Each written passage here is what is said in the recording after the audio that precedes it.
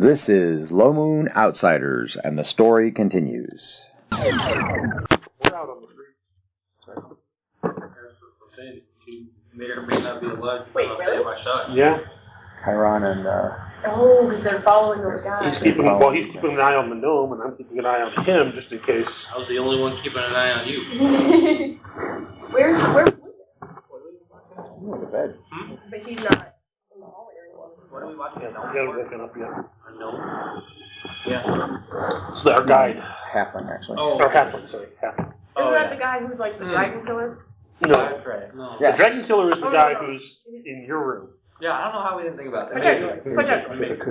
We got the info that he was a famous, fabled dragon slayer, so Yeah. Okay, so this is Low Moon Outsiders, decided to lock her overnight. No, we thought he was gonna go after the gnome. September 5th, 2024. We're a week early, so all of those of you who are just a couple minutes late, you're actually a week minus a couple minutes. So that's pretty good. You're a week early. But that being said, we were picking up from where we last left off, which was with Klume sleeping soundly in her bed in the Hillcrest Inn, but stirred, awoke, realizing he heard sounds in the hallway, and then the door to Klume's room. And when we last left our mission of them, Astur had just come through the doorway to see a silhouette of a man, what looks like a man, standing over Klume's bed. To be clear, you cannot make him out clearly because it's dark in the room and the shades are cold. And it is nighttime, so there's no sun outside anyway. And the lamp lit in the room, that kind of thing. And it's not obvious like that he's standing over her with a blade raised, ready to kill her. Like he doesn't look like this, you know, with his arms upraised, ready to kill her or anything like that. Okay? And so you are clearly not surprised because you came in here with a obvious intention. I'm looking for trouble. Right? And he is not surprised either. And so as you burst into the room, you may roll initiative. Now, you can speak at any time, obviously, outside initiative, but initiative will determine when you will act if you actually engage him in combat. 5. Okay? All right. So you dash in the room. He was standing over top of her, and then... Is he facing towards the door or away from the door? So the door would be to his right. So as you come in the door, the corner, the wall goes right and left, and then straight ahead, it's just basically a square room. The bed is directly ahead of you, slightly to the left, and the window that leads outside is on the same side of the bed that he is on. Okay? And he reacts in initiative first. Okay. And he turns toward the window. So by initiative 6, he is moving toward the window. And then we're in 5. What do you do? Shoot him in the leg? Okay. So that's called shot.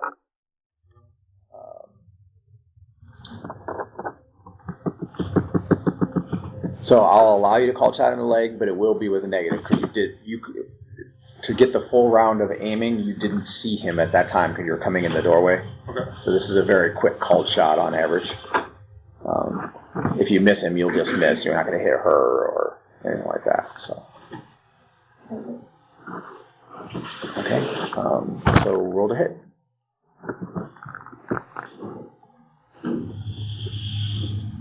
What is your normal called shot? What is your normal minus for called shot now? Do you take extra slots in called shot, or do you still have your normal? I did take extra slots. You give one extra slot, so you're down to minus 8. Minus 8. Okay. Alright. So it is point blank range, so you get +2 to hit from that.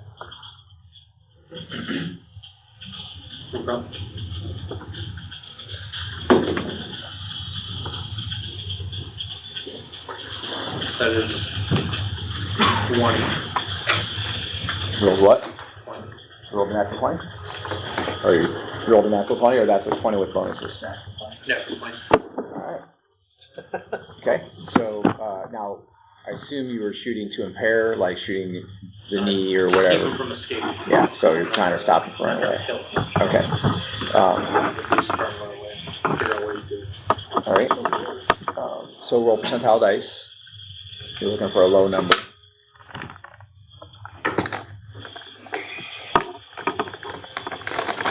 19. Okay. So it hits in the back of his leg just below the knee, and it does basically stick. I mean, it passes like 4 inches through. Roll damage. D6 plus times 2. 5. 2.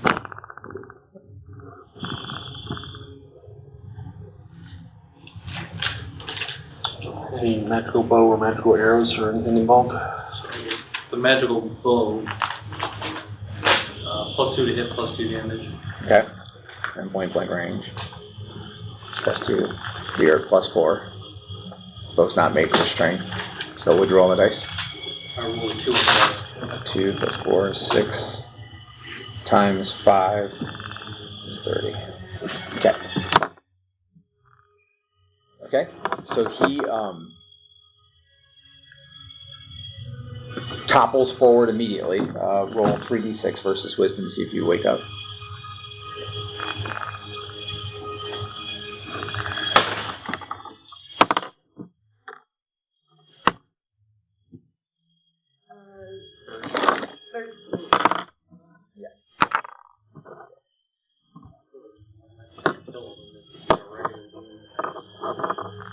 shot is always Wisdom check, I need to get less than range. Yeah, so generally speaking, if you're shooting to impair a limb, no matter how much damage you do, you will not kill them outright.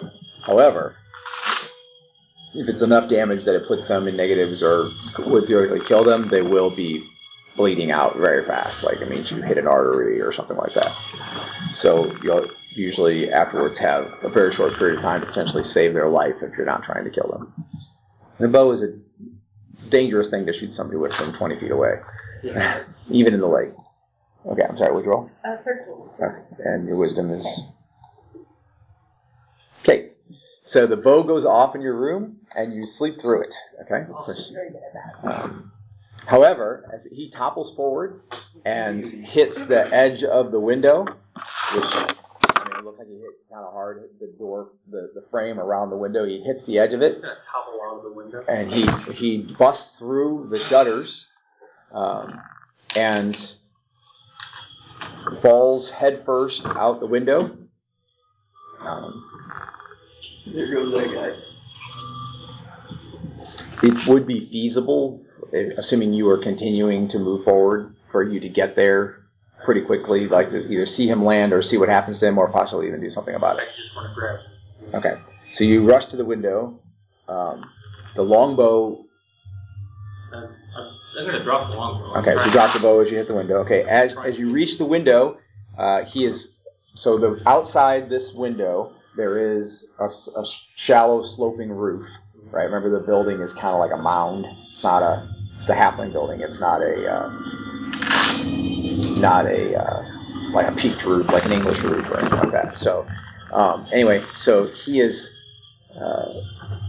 laying on the sloped roof, dangling, and he has his thumb under a sheep's shingle on the roof, and he's holding onto it, clutching on with one hand, and then all three of his other limbs are sort of dangling off the roof as if he is about to fall. He is within reach. Now, it strikes you that the distance to the ground from where he is only probably about 8 feet, so it's not like a deadly fall if he does fall, but he does have the arrow is still stuck in his leg. He definitely does not look good. Also, outside, there is about half a moon and visible, not much stars at all. So there is a dim light, and compared to the darkness of the room that you were just in, you can see some. And you can see that it is not Van Break. Rather, it is a young man, probably looks like he can't be any older than 14 or 15 years old. And he has black hair, kind of matted to his head, almost looks sweaty. And he's thin, probably about 100 to 110 pounds. He's wearing leather armor and has daggers on his chest. He does not have a weapon drawn at the moment. Let's see. Check. Roll d20 if you would. 14. And your wisdom is? Wisdom is 13. Okay. All right. So as you upper body out the window, so the remember the windows also are lower to the floor as a halfling structure. So the window sill comes like to your thigh, mid thigh. So part of the reason he fell out the window so easily is because it's lower to the floor than is really safe for a human being, and it's a pretty big window. But anyway, he is human, and he's dangling there. You can easily get a hold of him if you want to. He's not squirming, trying not to be grabbed or anything like that. Okay, let me check and see. Roll percentile dice. You're looking for a high number just to see whether he's going to let you grab him or try to pull back. 41. And your charisma is what again? Charisma is 9. Okay.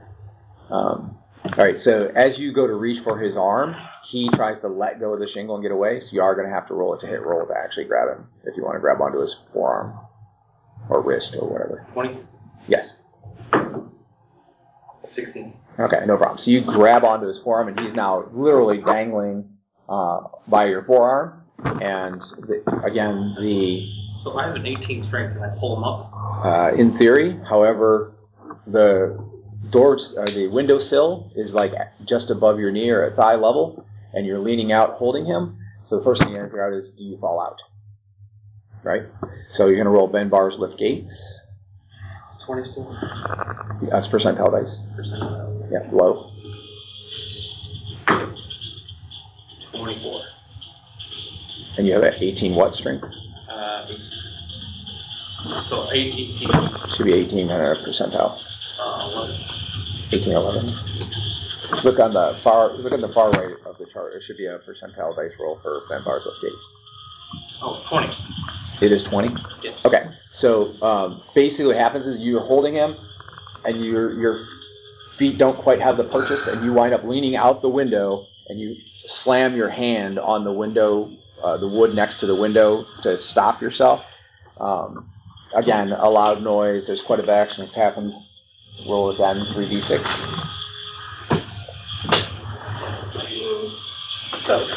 12.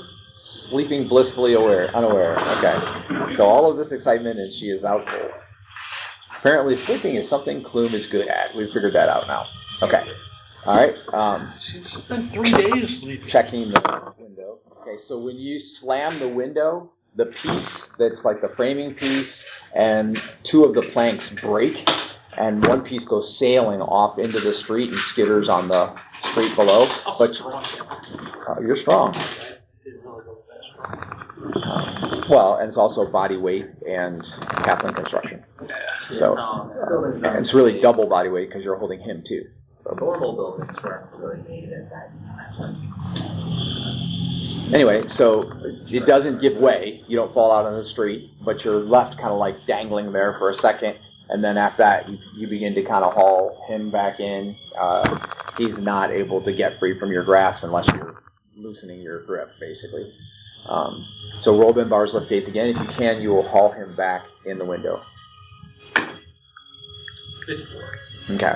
So you're back standing up inside the window, and you've hauled him at least back up onto that shallow ledge outside. And he says in common, "Let me go! Let me go!" Who are you? What are you doing? Okay.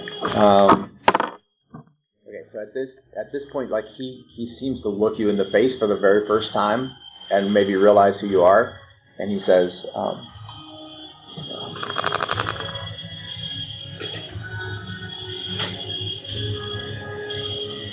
Astird, I meant no harm. Okay.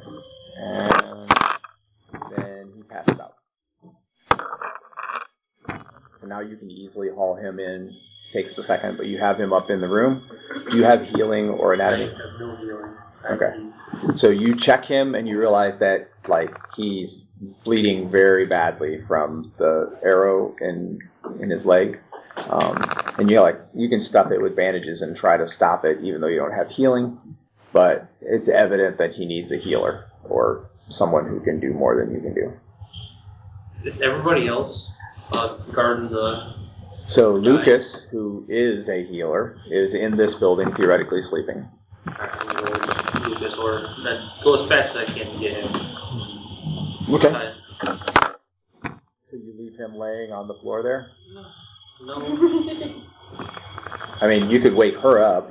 She slept through this whole thing, but in theory you could wake her up.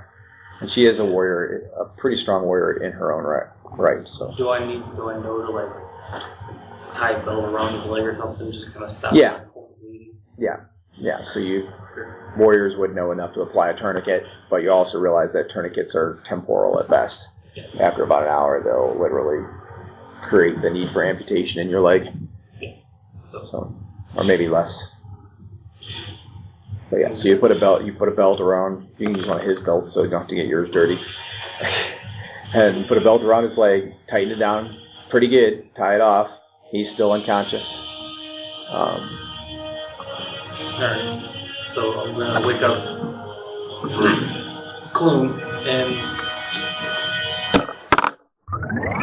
Check out Things Were Different Back Then, the origin story of Lord Victor, told from a certain point of view. Okay, so now you are awake. Okay. I found him in your room. Watch him. I'm gonna go get Lucas real quick. Okay. You quickly see, albeit in dim light, that he is severely wounded. An arrow, you see, he obviously removed it, so you see a broken arrow to the right of his leg, coated in blood. There's a pool of blood on the floor, and he has a tourniquet affixed around his leg, just above the knee. And he is unconscious. Yes. He's probably 14 to look at him, 13, 14 years old, something like that, young teen. Not super muscular, but thin, kind of wiry looking. He has black hair, and his hair kind of like sticks to his head a little bit, like thin. And he has daggers in a like bandolier on his chest, 4 of them, and wears leather armor. And he has now he's wearing high, soft boots, but the one is covered in blood and badly damaged. Klume will take off his bandolier and just kind of make sure he doesn't have any other weapons on him in case he... Okay. Okay, he does not immediately regain consciousness. You leave the room, go to Lucas's room. I assume you bang on the door. Okay. Lucas is... What is it? And you can hear the groaning of the bed as if he's getting up. I need your help real quick. I'm coming. Okay. So he does not grab his armor, but grabs his shield and sword. I explained the situation. So the kid broke into Klume's room, shot him in the leg, and he needs help. Okay.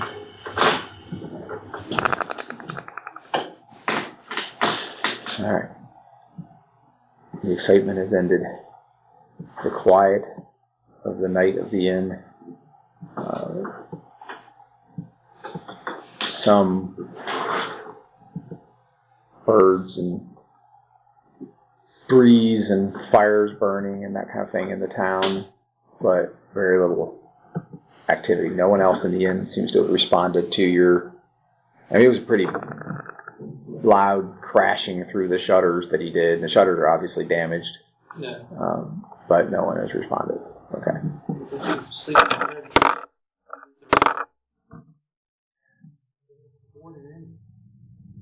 Okay. So you and Lucas return to Klume's room, which is basically just right across the hallway. Mind you, hallways are small, a little over 2 feet wide, 7-foot ceilings. So, all right. Lucas squats down, looks at him. He's in a bad way. It's a heck of a shot. I mean, that was probably not. Is there anything we can do? I can stop the bleeding, I think.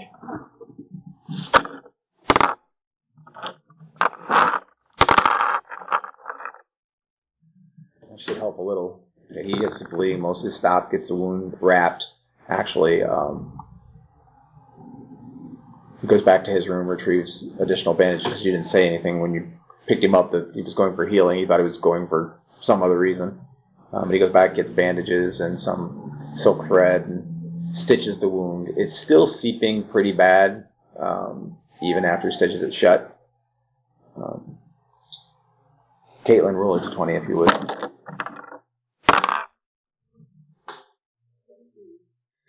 Okay. All right.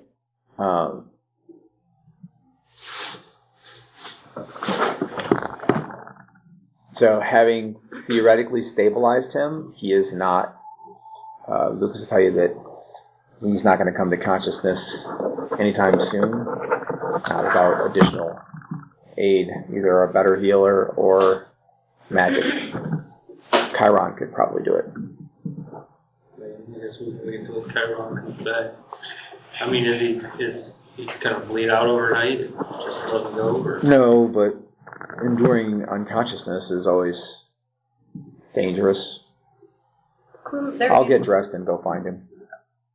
Then I'll send him back to you, and I'll take over doing whatever it is that he's doing. Tie him to something in your room. Probably a room away from Klume. I still don't know what you're there for. Right. Okay. You take him back into your room, or? Yeah, I'll take it back. Okay. So he carries him back into your room, or back into his room, and then there's just this big pool of blood left on the floor, and a bloody arrow, and broken window, and now you can't shut the window. Klume will get dressed and go follow us in. Okay. To be fair, it is about sometime between 3 and 4 in the morning. I don't know exactly. You can check the watch theoretically. Yes. Oh, I forget about the watch. Yes. Well, it was exciting for a minute there. 3:43. 3:43. Yep. Okay. Remember that in theory now you can stop on, you have any even hour. Yes. So you're 17 minutes before 4 right now. Okay. So you take him back, you've tied him up, he's waiting unconscious, Lucas goes. You're in the, Chiron's in the street.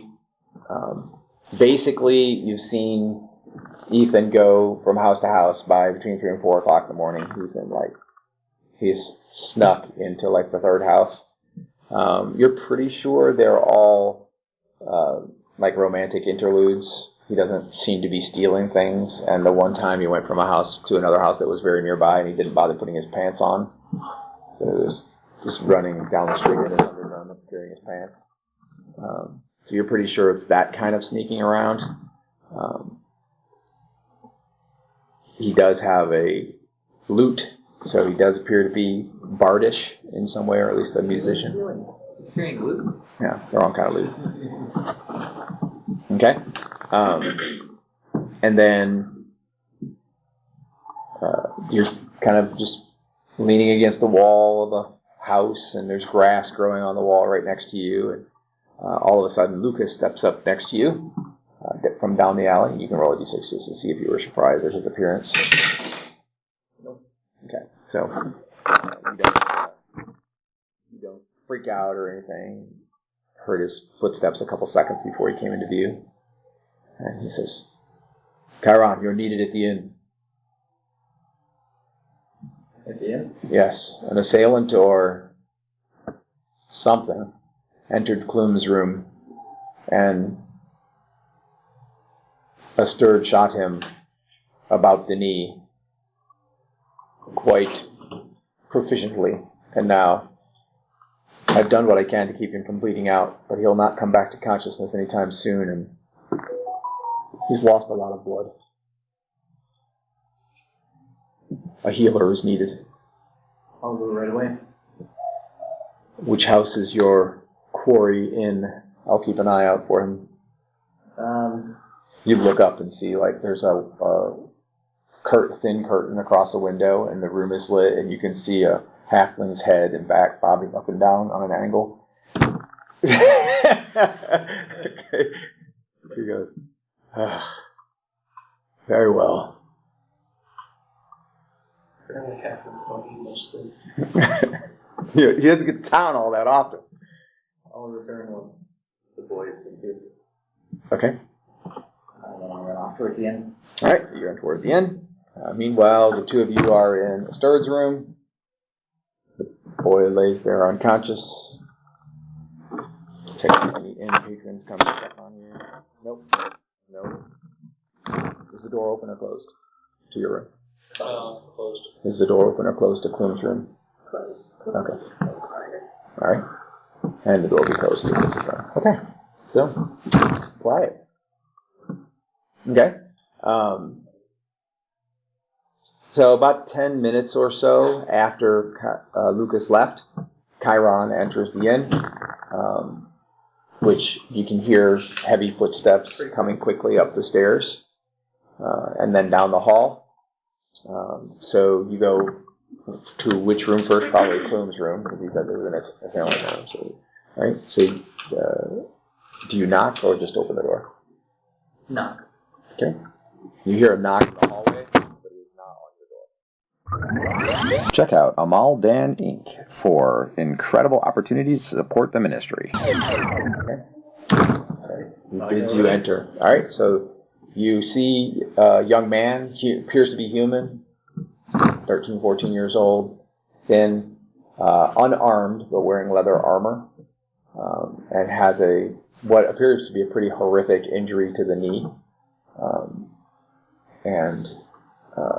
They've by now since removed his boot. You can see that he has signs of the fact, like having not had blood flow to his foot for a while.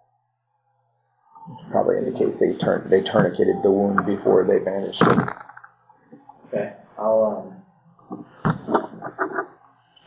He is tied and tied to the bed.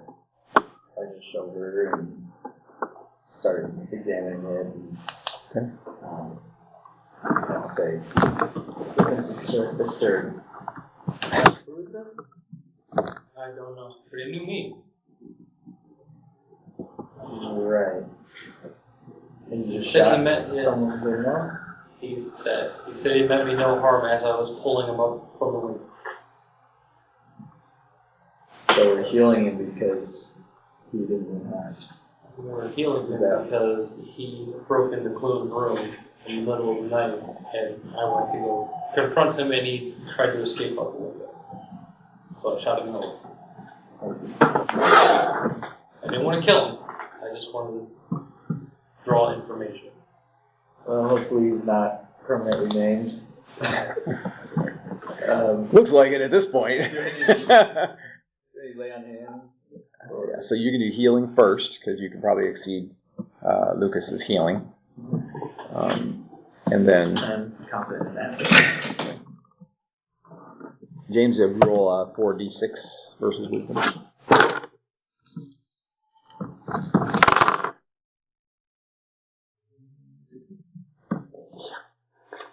That's what you're 18. All right. 100% sure. I'm trying to figure out exactly what my healing efficiency is right now, but I have the wrong. It should be 3d3, I think. It's definitely Which I did notice the changing in the guards, but since they didn't go back, it can't be that bad. Okay. 5 and 6. Okay.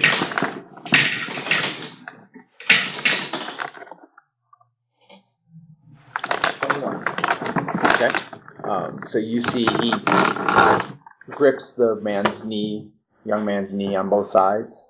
He's stripped away most of the bandages. It's just a thin layer under his hand. And then he concentrates, and there is a purplish light that surrounds the knee, and you can actually, it's almost like, looks like an x-ray from where you can almost see the bone in the kneecap and like that inside. And then the young man kind of gasps as if he's being awakened or in a start, basically, like that, and his eyes pop open, and he is conscious, and he immediately pulls against the bondage, which moves the bed slightly. And a sigh of relief. Okay. Didn't want to kill the kid. Just wanted to talk. So you shot him. I did. He's running away. Where's Just ask he's questions trying, later. he's trying to get away. Never blame a carpenter for resorting to a hammer. If I can't catch up to him, I get no information out of him. I don't know why he's doing it. Or I just Well, almost killing someone is a relatively good way to detain them. When you're half dead, you feel detained. Okay. All right. He does look like, now his arms are tied and he's tied to the bed. And I say he did pull on it. It did move slightly, so the bed might not be like a permanent arrangement to hold him, but with everybody standing around him and like that. no harm. I'm not really trying. Right. Okay. Anyway, so he does look wild-eyed, like scared, and then his eyes settle on Klume, and then he seems to calm down quite a bit. Like he's actually intentionally calming his breathing. Klume will approach him and ask him what is it. He says, "My name is Frederick. Why were you in my room at such an hour? I need to speak with you." Frederick sounds good. Yeah. He's totally. Not a super uncommon human name. Typically speaking occurs during the day, not in the middle of the night while I'm sleeping. I meant to wake you. And to avoid entanglements. Seems you did not accomplish either of those things. No. What do you need to speak to me about that was so urgent? Maybe speak privately? He looks at his story. No. Are you captive? I am not captive. Klume will turn to the stirring Chiron and say, "Give us a moment. He doesn't have any weapons, and I can hold my own quite well." Okay. Sorry for shooting you. Yeah. Say sorry. I do apologize. Just wait in the hall in the next room over. I'm quite sure I had it coming. I just feel bad. I'm gonna walk out. Okay. You go back to the other room and get your bow. Yeah, look at my bro. Hey, at least you Start didn't kill cleaning him. up the mess. That's what I was thinking.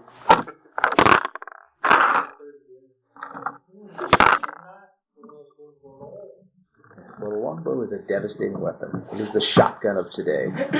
Okay, anyway, as you step out of the hallway, you do see that one of the guards from the inn, it's one of the other Hillcrest brothers, is at the end of the hall, and he had just come up, looked down the stairs to see what was going on, and started to go back down the stairs just as you stepped out into the hallway. And he stops and he looks back at the two of you.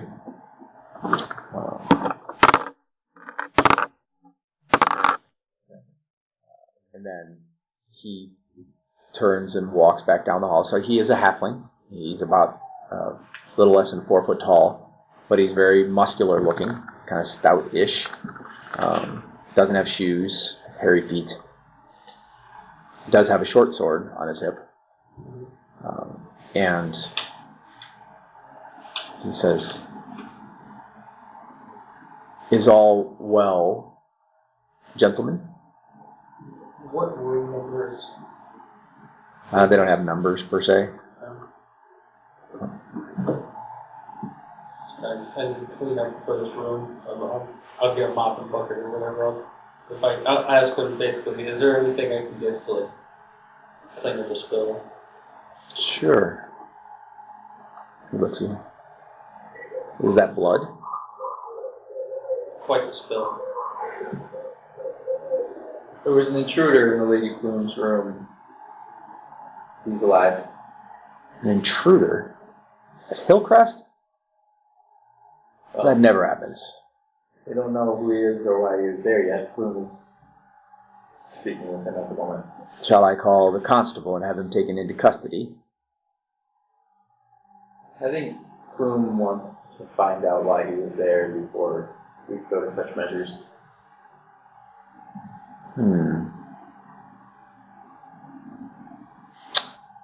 I will wake one of my apprentices and have them watch the hallway. We can summon the constable whenever you are ready. Follow me. I'll lead you to a mop and a bucket. How much to fix a window? Growls. I have plenty of gold. Leave a couple gold at the bar. We'll take care of it.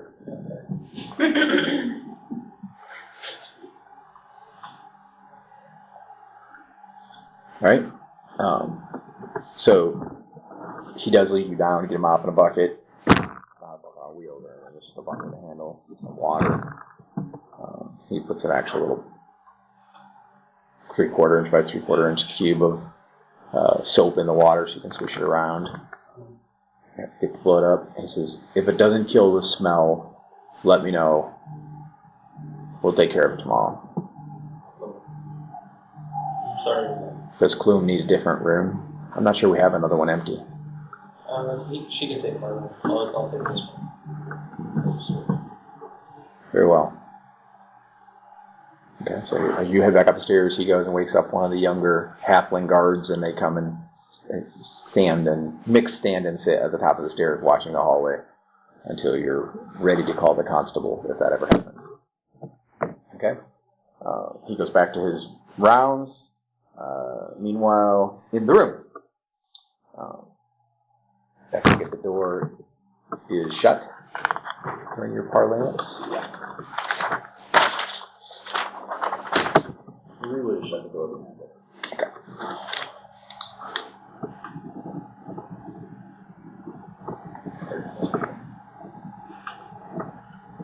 So he's on his way. Did you forget? Yeah. Forgot.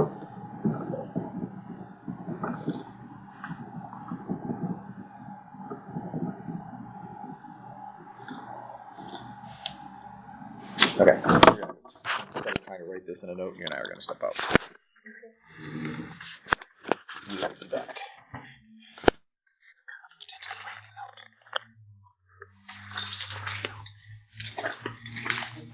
Oh, well, I do need the note.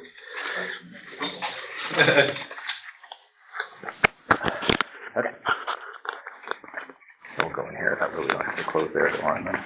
Oh, no, we won't close this. Okay. So he says, my name is Frederick. I am in such a tight spot. It's the only reason I come to you.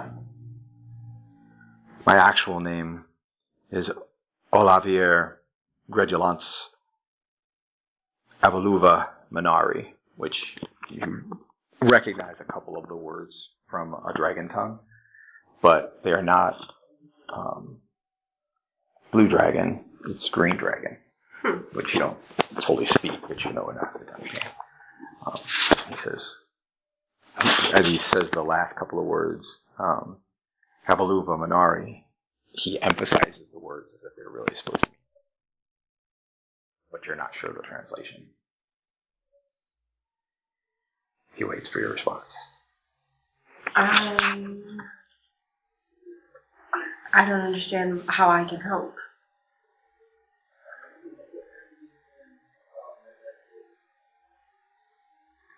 On break, essentially, is my captor. Von Break is the dragon hunter? Yes. You see my dilemma? How did he capture you? He slew, killed my caretaker. And who was that? He seems like he says, it goes against all my training to speak to you this way. You broke into my room in the middle of the night and are putting me in just as dangerous of a situation as you are in now. I'm gonna need you to be honest with me.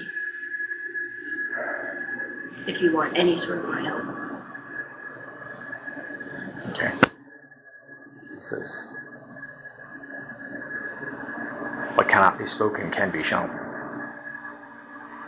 Where? Here is enough. Stand back. Stand back. Okay. He turns, like, shields his face for a moment, and then as he turns back, you see he shifts to almost be fully a dragon, but his scales are green. But he's young, like maybe 8 feet long total. His wingspan being maybe 10, 12 feet, but he doesn't extend his wings. And then after he gets almost completely to dragon form, and then he shifts back to be human again. And if he were to tell me his family, do I know anything about like the hierarchy of their Really? dragons?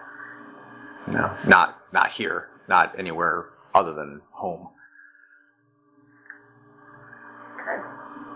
And he's back in human form now? Yeah. On break doesn't know. He doesn't know. He doesn't know. Then how are you his captor? Or how is he your captor? He freed me, if you will. And he found me. I was like this. If he discovers I'm a dragon, he will surely kill me. I'm assuming that he's like the Van Break guy is holding him because he feels as though he owes him his life. Probably. That kind of situation. Yeah. I mean, you don't know what he holds over his head, but to date, I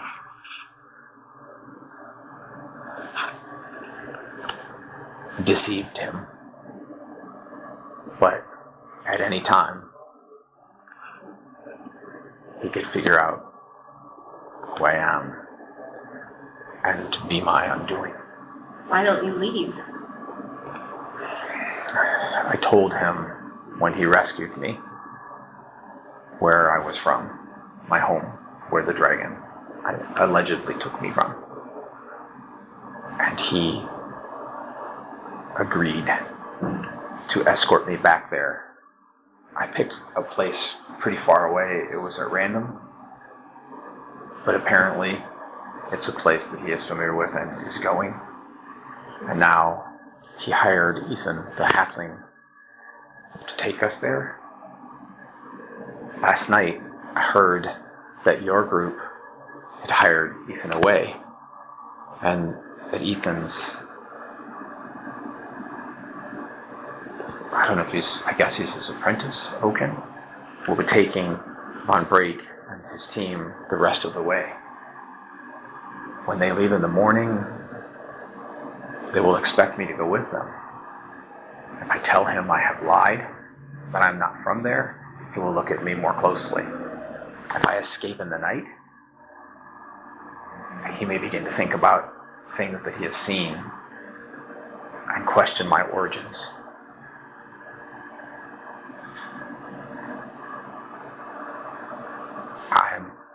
I mainly came to you because it is obvious that you have managed to fit in. You managed to conceal your identity. If you don't take into account all the songs.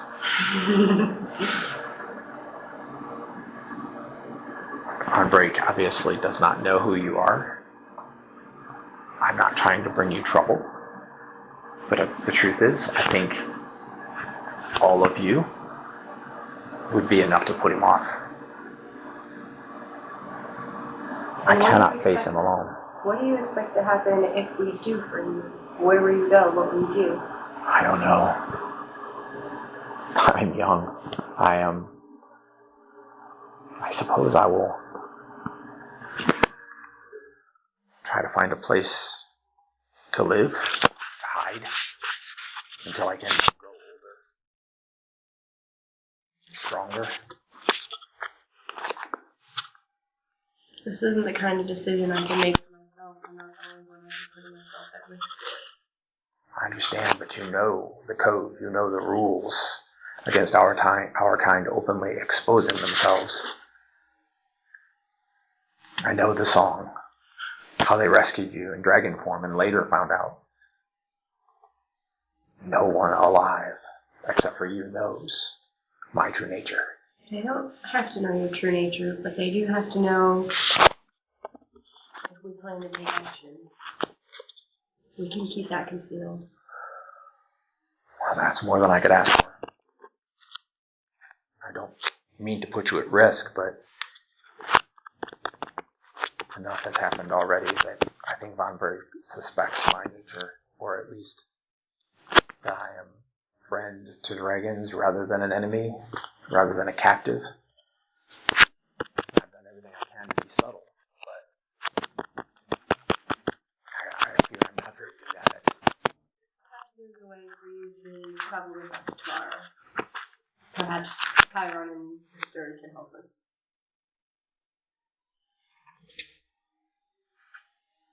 Thank you very much for being willing to intervene on my behalf. I'm still weary. You did break into my room after all. And we cannot be seen together as if we know each other. I understand. I don't have enough of a history or a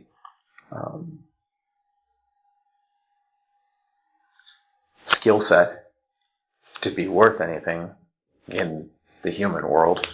So saying, for example, that you've hired me or that I am traveling with you for purposes of being apprenticed to somebody or something, none of that will work. He knows I am essentially a non-combatant for purposes of any real fight. Perhaps then just as the servant for the lady Klume. I need to touch her water instead of her camp for the night. You think you'll buy it? I think we can come up with something once we get the rest of the party. We'll also come up with something more concrete and actual way to deserve the thing. Perhaps. No, that's foolish. I trust we'll come up with something then. All right. So we'll go back in the room. I assume you're going to have to talk to them next. All right. And he does direct communication. Well, he's tied to the bed, so. Oh, yeah. He's probably going to stay tied to the bed unless somebody unties him. I was thinking completely different here. Well- You guys go in later. Where's the boy? She ate him. That's terrible. Yeah, I'm gonna Okay.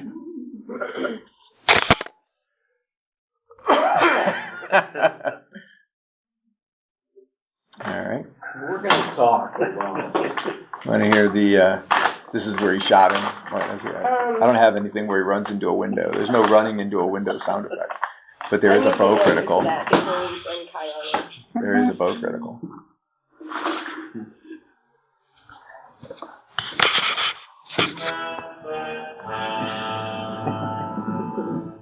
Okay.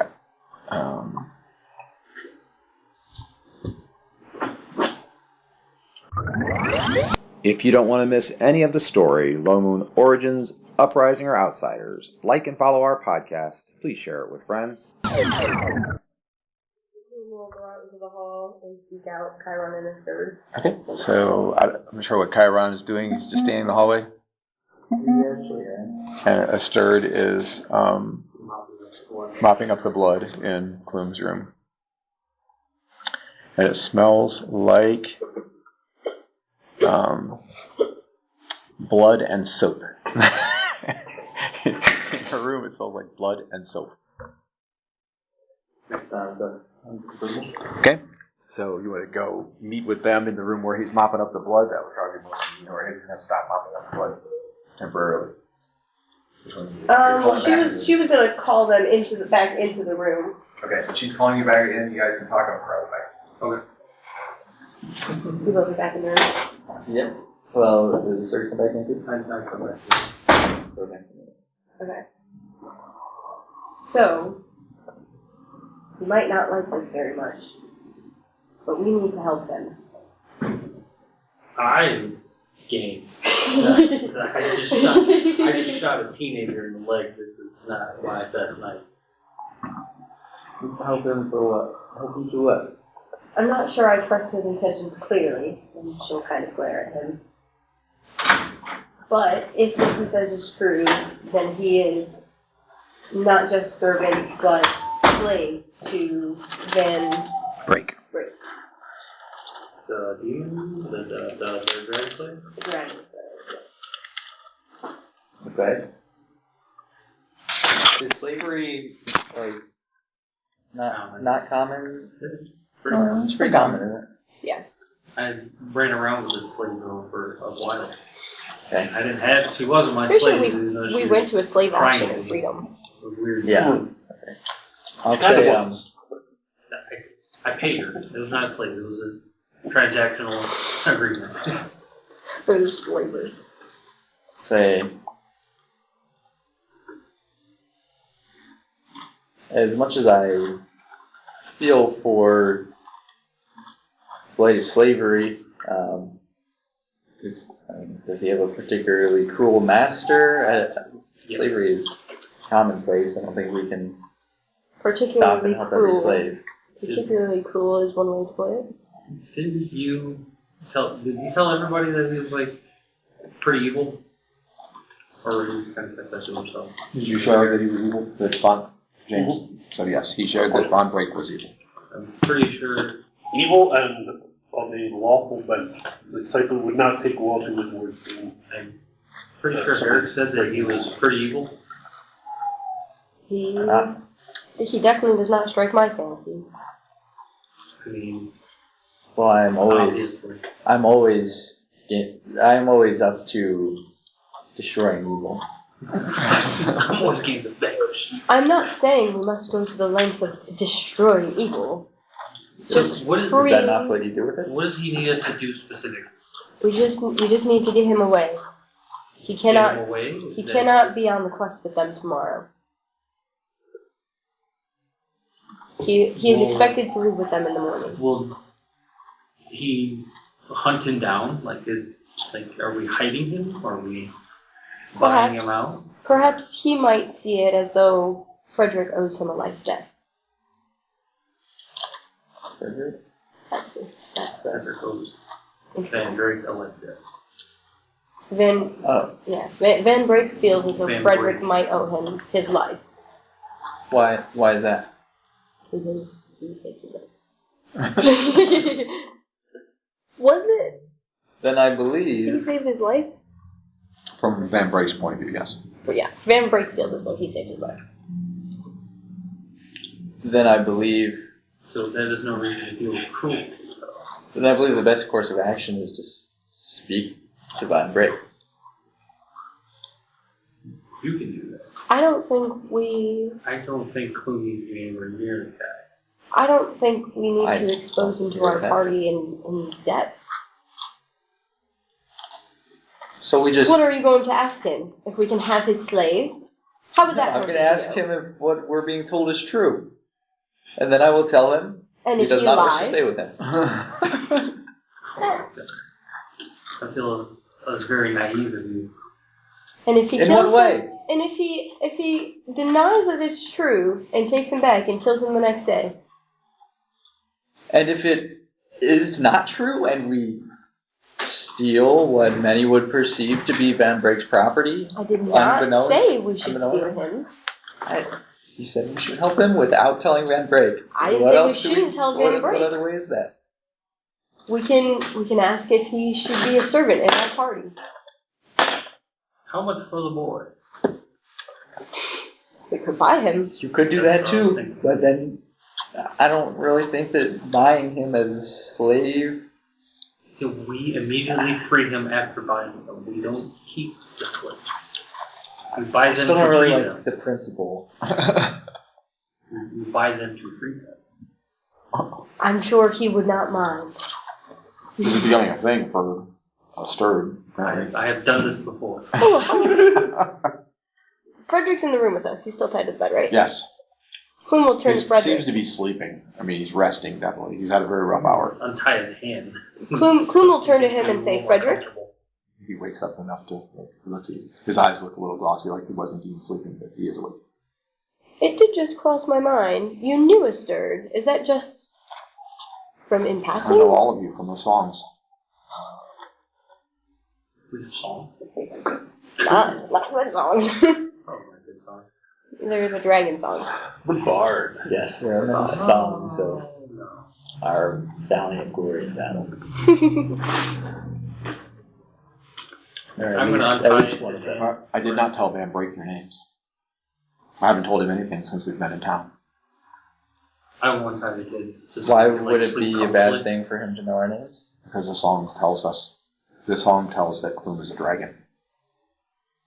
Oh, that seems like pretty All the more reason why we should not public introduce information. ourselves.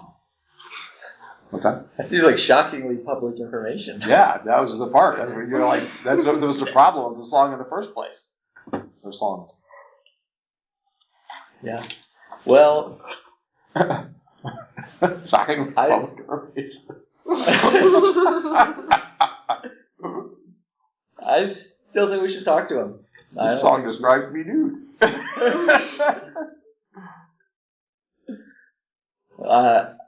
He doesn't have to know who we are necessarily. You don't have to come. Probably shouldn't, in fact. But I think that Ask to buy. Or what do you want to do? if you really want to go that route, it genuinely wanna feels go with you deceitful, and It's not deceitful. I don't really buying- want to buy a slave. I I am. don't want to be sitting around So a bar it's when I'm not 30. deceitful. I and am the guys buying are like, him as a slave, but I am freeing him later. No, there's no deceit in that. I am buying the slave. I mean, I guess that's true. You have a good point. Do all masters share As their intentions as with the our master slaves? of said slave, I don't wish to keep him as a slave, so I free him. Okay. All right. I'm not gonna talk. I'm the bodyguard. Oh gosh. Well, this is gonna happen. Well, alright, dawn is not for like almost 2 hours. I was just gonna say, Klume's gonna Well- turn and look at Frederick and say to a sturdy Chiron, well, Actually, I just had a thought. I think that if we ask that and he says he doesn't want to sell him, or he doesn't actually see him as a slave and so he won't sell him, or said he can't sell him, then that will severely hurt our chances of persuading him to let him go. perhaps don't pitch it as though you're buying a slave. Like that, so then that would. Just request his service. Request for him to not continue on the journey and join us instead, and if he asks why, to say as nothing more than a servant for the Lady Klume. No, don't say that. Oh, yeah, don't say that. As of, Just say he for the says lady right in now, our as of party. right now, as far as I know, Von Break has not heard the song. Oh, So it's not super popular in these parts. It's more east of here. Perhaps just say the lady then. We can put Van Drake in danger, could change and your then name. can save him Could and change my repay name. the life debt. or you could just say it's not for her. You just say it's for you. I mean, why does it have to be about? I want to pick up. Why does it have to be Klume's servant? I don't think we should do this servant thing at all. Okay. I don't think it's sort of thing. I freed them. Right. But you're coming up to a stranger and saying, "May I buy your slave/servant?" That is a good point, because he did send him to us in the middle of the night, and it would be really weird for us to walk up to him and be like, "Hey, this guy that broke into our..." What if he doesn't even know this guy and this guy's completely lying to us and we just go up to him like, Frederick says, Von Break did not send me. I came of my own volition. I came with a desire to be free from him, and if necessary, to indenture myself to you instead. Okay, then how do we break the two bond break that we want to keep him? Certain men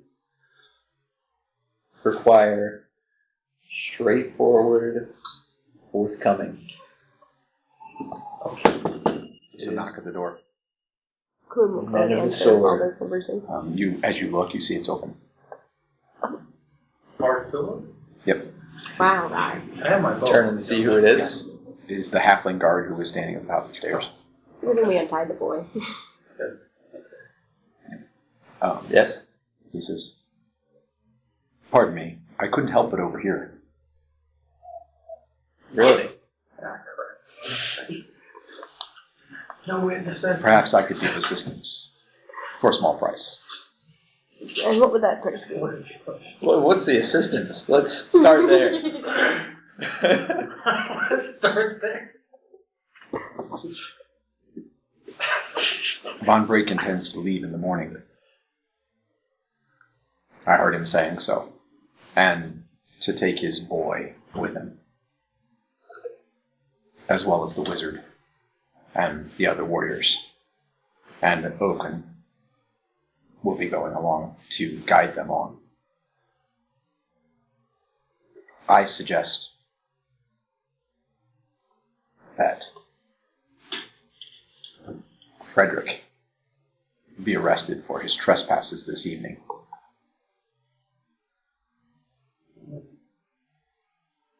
My cousin is the second constable. I could make arrangements for him to hold the boy until Von Break can tolerate no more delay. What are the odds that that one of us would be allowed to stay and help guard wherever he's being held? No, that would be fine. Do not be overcome by evil, but overcome evil with good. You too can make the world a better place. Frederick, you mind going to jail? It gets me away from Von Break. I don't object at all. Okay, now what's the price? 5 gold for me and 5 gold for my cousin. Done. God, I should ask for more. Yes. Yes, and rangers do divest themselves of wealth. They don't carry it, so use it up before you gotta give it away. Okay. Is that why they keep the party funds? Yeah, probably. Okay. Anyway, so he says, I will go and wake my cousin and let him know. I suggest he stay here with you until we can arrange direct transport to the jail. Is there a second bed in this room? No, there's one bed in each room. And people just sleep on the floor other than that.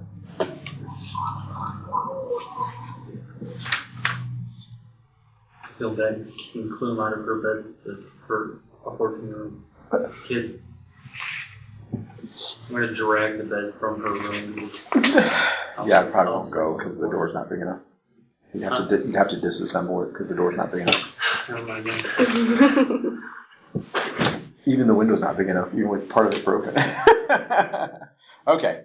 All right, so we'll fast forward a little bit. So the watching of Ethan does go relatively uneventfully.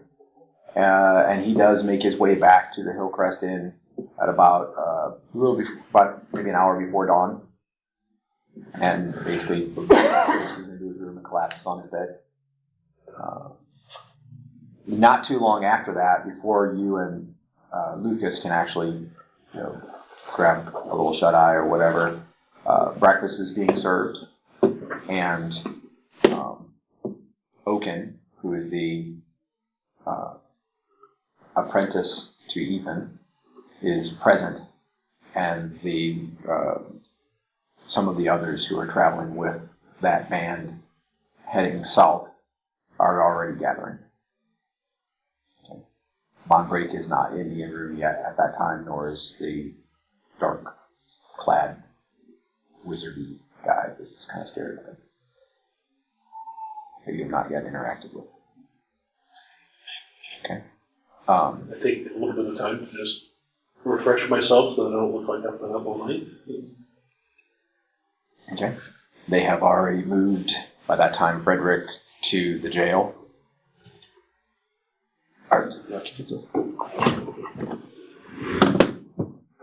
And the rest of you are, kind of grabbed an hour and a half sleep, too. Nobody got the full 6 hours to get healing. I don't know how people are. Everybody's at 4 points, I think. Probably. Okay. Well, no, I'm not. Did you? Oh wait, add scissors. Did you want to accompany him to the jail? Mm-hmm. Okay. Right. Roll a d20 if you would.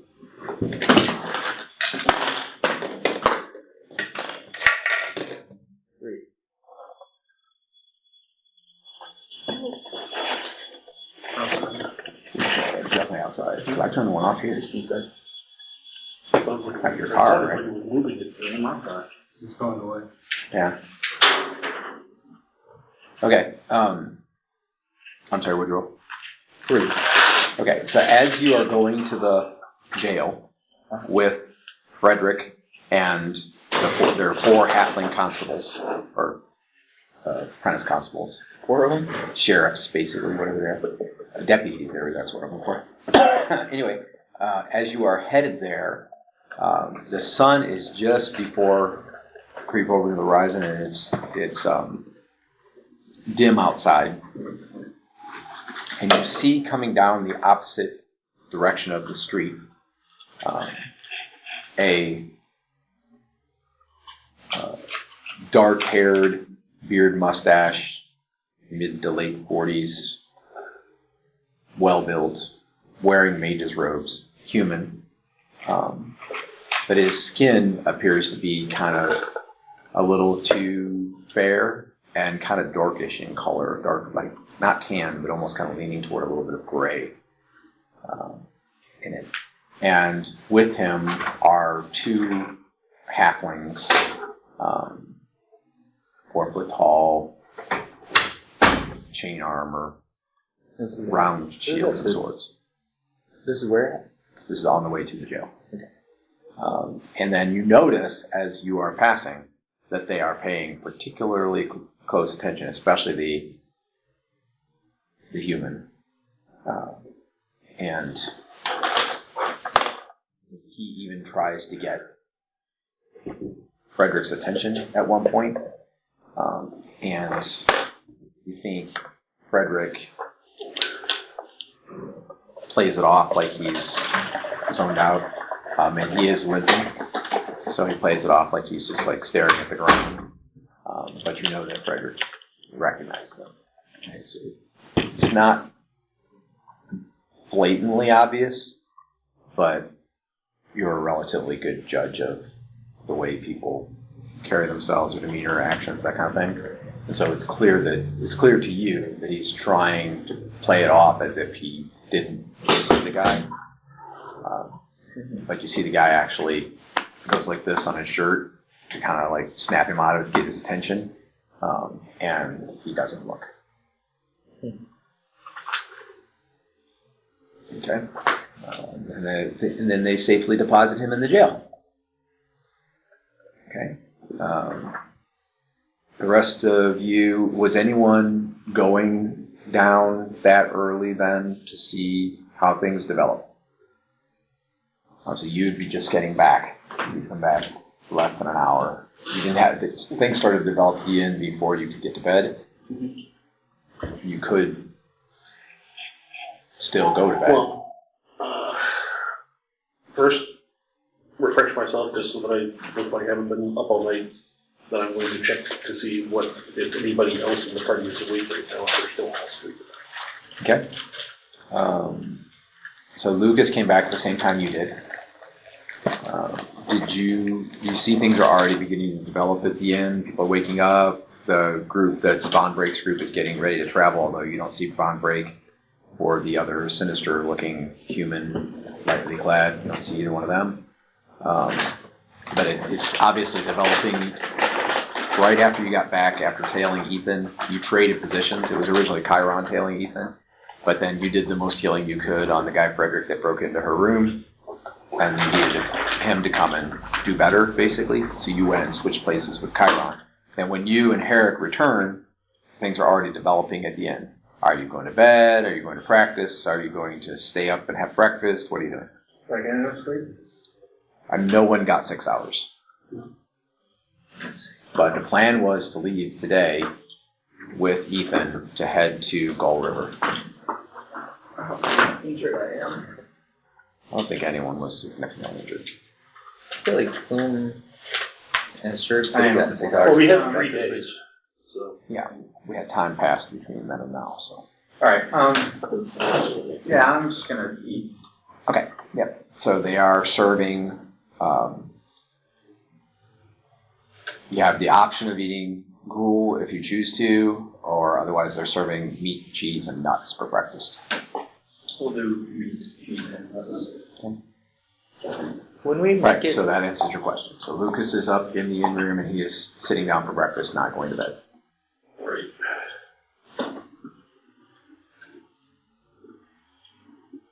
Yeah, I'll just take breakfast. Okay. I'm gonna do like a quick breakfast and then begin training. Okay. All right. So you're at the jail. What did you do in the intervening couple hours? Grab a little more sleep, or okay? And then as the inn starts to become active, you hear sounds, stuff like that. You could probably put your pillow over your head and sleep some more, but people are definitely getting up. I'm gonna get up and And you know that they did get him out of the inn in time before the activity really started. I was gonna get up and head towards the jail. Check on him. Okay. All right. So as you get up, you're headed downstairs. You hear talking and stuff coming from the in room, smells of food, that kind of thing.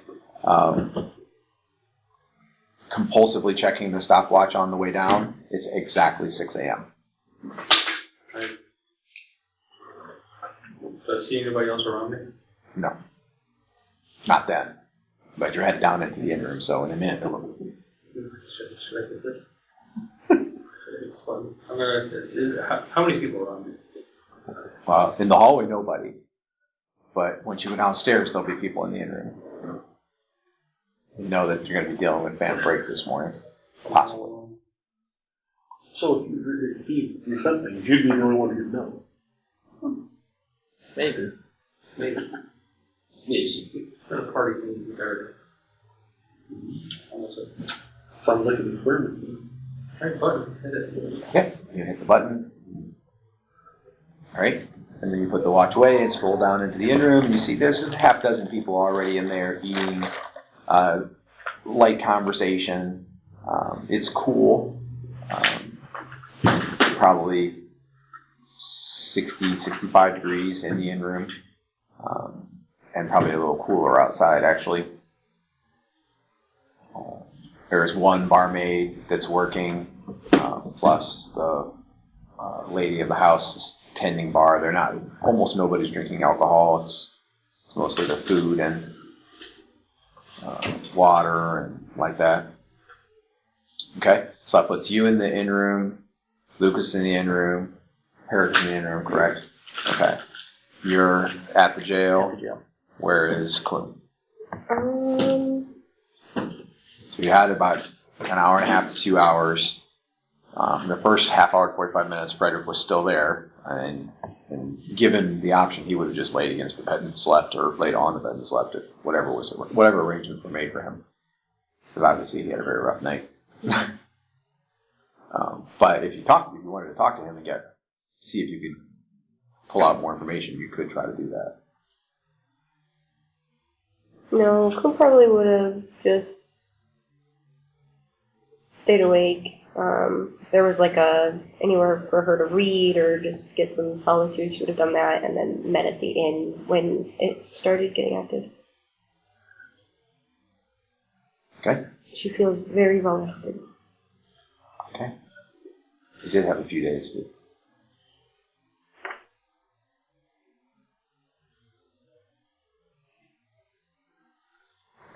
All right, so we've located everyone.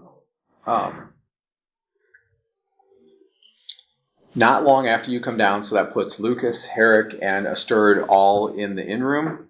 And you know that Chiron went off, but most of you know that Chiron went off toward the jail. No, actually, not true. Only you know that Chiron went off toward the jail. Lucas and Herrick don't know that. And you don't see Klume at that point. When the kind of sinister-looking fellow with fair skin, but he does have a beard and mustache, and his skin, though he looks human, tends just a little bit toward kind of a gray color. And he's wearing mage's robes, and he does have a staff, and he has 2 halfling guards with him. They have round shields and short swords. And he enters the room, and he tells them in common, get something to eat. I'm going to find Von Break. And he starts up the stairs. Okay. Does that change what anyone's doing? Lucas was grabbing a quick breakfast and then going to practice, but you do see that what you're surmising is a wizard or something like that is going to wake Von Break. Where is Ethan at? He's sleeping. He came back about half hour to an hour. Yeah, in the upstairs room. Okay, I'm gonna go upstairs. But you do know that you're supposed to leave not long after dawn, so. No, I'm gonna go get Ethan. Okay. So you head up there, and Asturd, anything? You see the wizard come in. He's headed toward. He says, "I'm going to go get Von Break." That's what he said. I'm going to get Von Break. Lucas is our Chiron's already at the jail, right? Correct. And he wasn't guarding the whole night? I mean, yeah. He guarded Ethan the first half of the night. Then he was with you guys for a couple hours, and then he left within a half hour, 45 minutes when the constables came and took Frederick away. He left with him. So he's been up all night. I'm going to go to the jail still. Okay. Kind of let them know that the wizard's looking for Von Break at the moment. Okay. So Asturd is leaving. All right. What about Herrick? Okay. Hanging out at breakfast. Okay.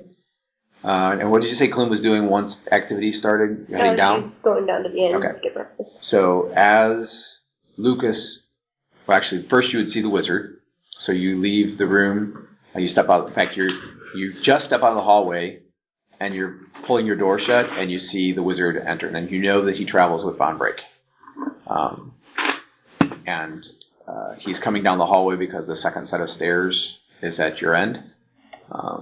So just kind of walk past him like nothing ever happened, or go back in your room, or what? I'll walk past him and grab a quick meal. Do I see any of the party? You will when you get downstairs. Yeah, I'll Remember, continue. the hallway is 2 to 2.5 foot wide. Yeah, so we have to walk right past each other. Yeah, you will literally be, even with effort, you'll be brushing up against him. It would not be suspicious for you to step back in the room long enough to let him pass because that hallway is so narrow. Yeah, I'll do that and wait until I hear his footsteps go by the door. Okay, roll a d20. Just looking for a low number, just trying not to look suspicious, basically. 18. Okay, nice. So you step in the hallway. You feel like you did a pretty good job of not looking suspicious. You step in the door, hold the door most of the way shut while he goes by. As he steps past the door, you see he looks directly at you. So that puts his head 2 feet from yours, because the hallway's only 2.5 feet wide, and he's moving down the hallway. But there's no obvious emotional response. You get a good look at his face. Again, other than where he has a beard and mustache, his skin looks very smooth and kind of oddly so, and kind of gray tinted, palish toward gray. Okay, and then he continues on. You hear his footsteps going up the steps. Heading down? Yeah, I'll Okay. go on with him. Stay tuned for more Lomunian adventures.